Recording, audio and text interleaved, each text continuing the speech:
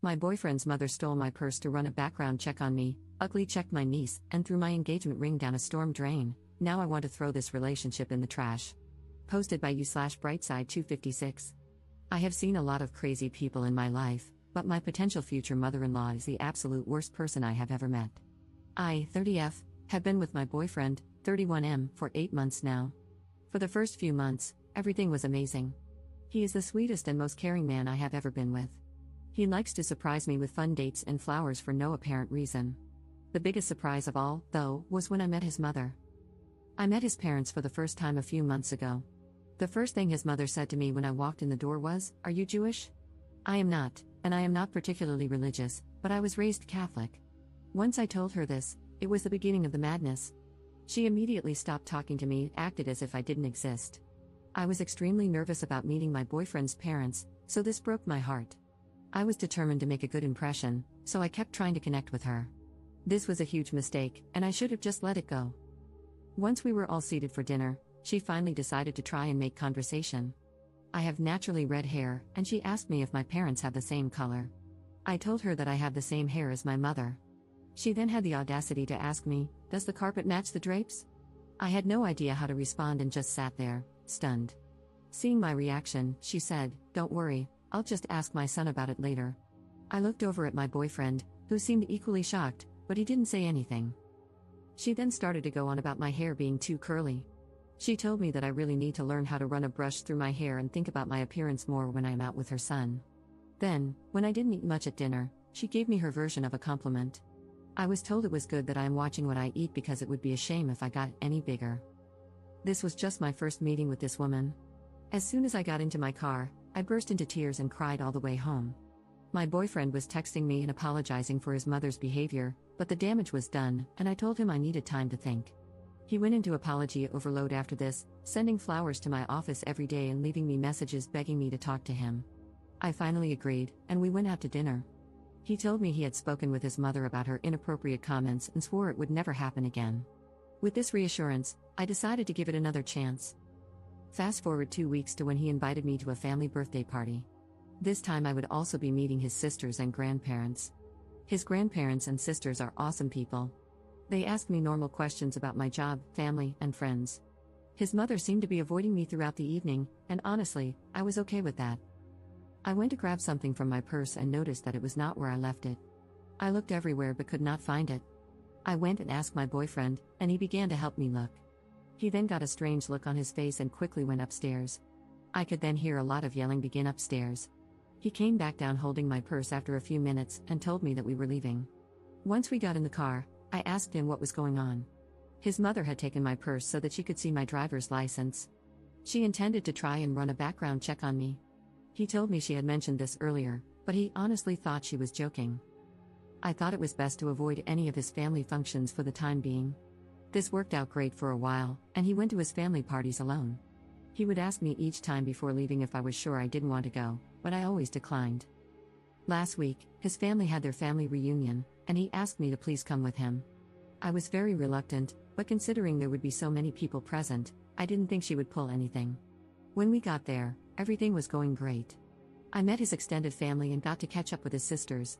His mother did seem to be shooting me death glares all night, but I brushed it off. Soon, she came over and joined a table I was seated at with his sisters and some cousins. The conversation was pleasant as we were talking about his sister's children. His sister has a daughter who is 12 and the same age as my niece. I then showed his sister a picture of my niece on my phone. His mother took a look at the screen and began to laugh. She told me she hopes that if I and her son ever have children, they don't look like my niece. My niece is beautiful, by the way, and she is only 12 years old. What kind of monster attacks a 12-year-old child's appearance? This was my breaking point, and I went off like a volcano. I started to scream at her and told her she is the most evil person I have ever had the misfortune to meet. I told her that if I ever did have children with her son, she could be certain she would never meet them because hell is too far to travel to. I'm not 100% certain about everything I said, but from what his younger sister later said, it was epic. She began to play the victim and wailed that I had just misunderstood her joke. My boyfriend came rushing over at this point, and she threw herself into his arms, telling him I am a horrible woman and he needed to throw me out right now. He told her that wasn't going to happen and to stop making a fool of herself. She seemed to accept this for a moment and sat back down, But she just kept sobbing that I didn't understand how to take a joke. Then something in her snapped as she noticed something my boyfriend was holding in his hand and began to have another meltdown. I didn't understand what was happening at this point and just stood there watching a grown woman pitch a fit like a toddler. None of what she was saying made any sense to me, as it was mostly incoherent screaming, but I did pick up on many derogatory comments directed my way. My boyfriend then told me we were leaving and told me to grab my things. As I started to get ready, his mother made a lunge for my boyfriend's hand and grabbed the small box he was holding. She then looked me dead in the eyes and said, "You will never have this ring, you little beach." She ran outside and threw the box down a storm drain. It turns out that my boyfriend was intending to propose to me. He had just obtained his grandmother's ring while we were at the reunion. His grandmother is completely heartbroken because now her ring is down a storm drain instead of continuing on in the family as she had always wanted. I don't know where to go from here. I'm devastated, confused, and exhausted. Can I ask him to never see his mother again? Is it my place to say something like that? I'm sorry that my story is so long, but I really needed to get this rant off my chest. Update 2 weeks later.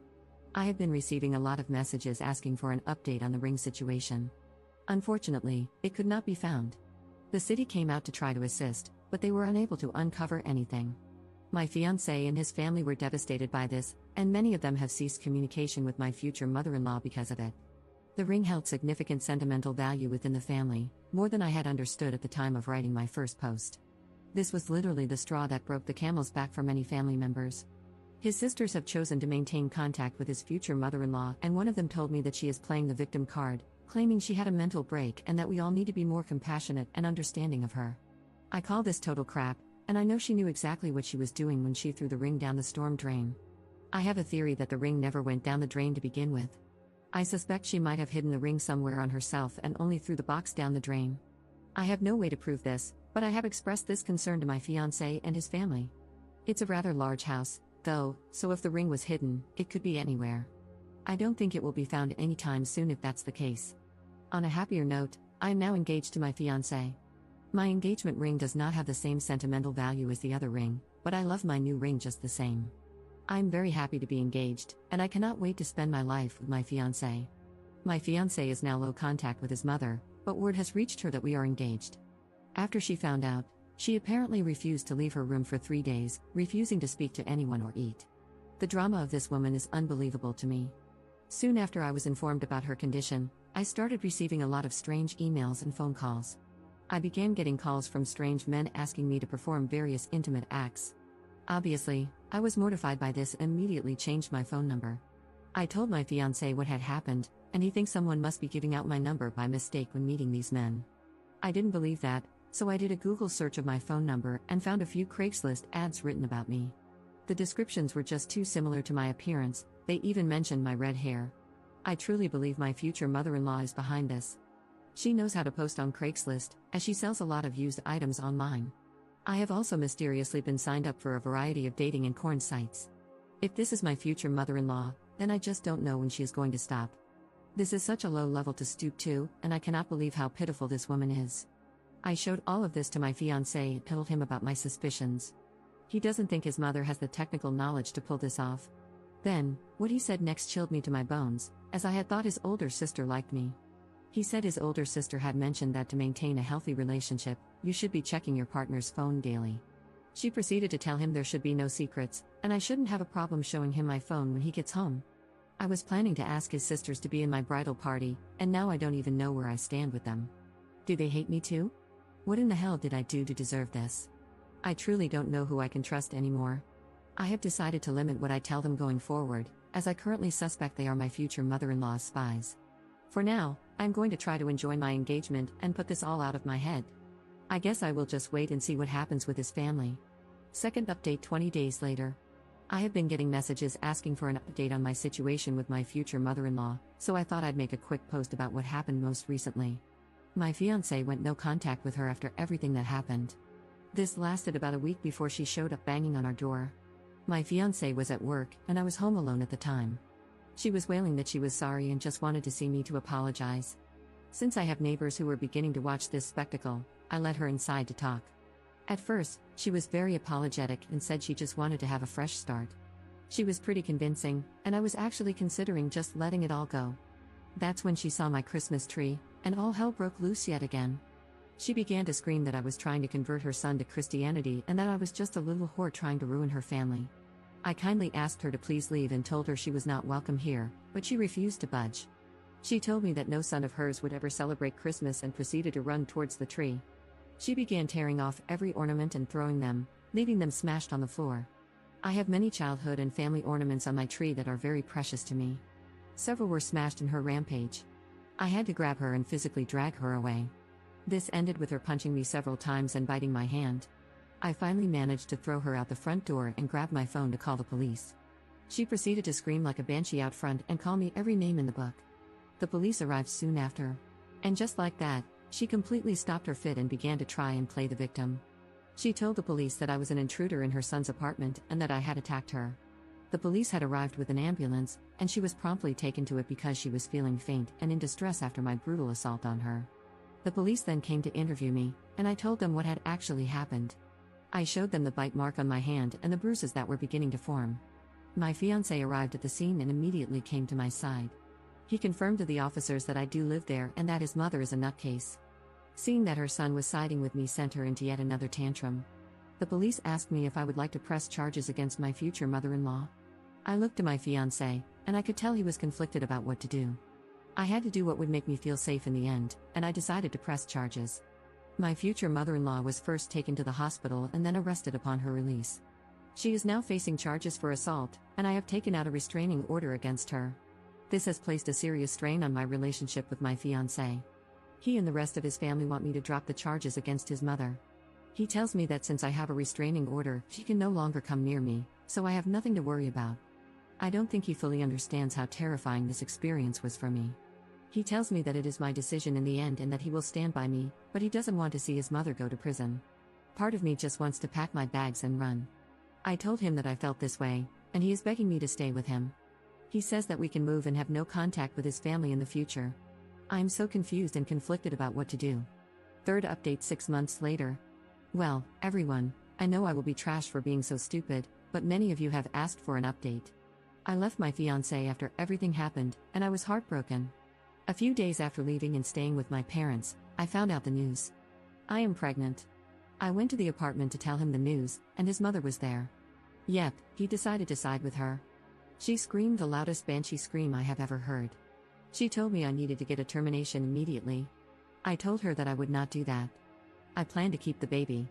That is when this monster attacked me. She started to hit me, including my stomach area. After this, I called the police.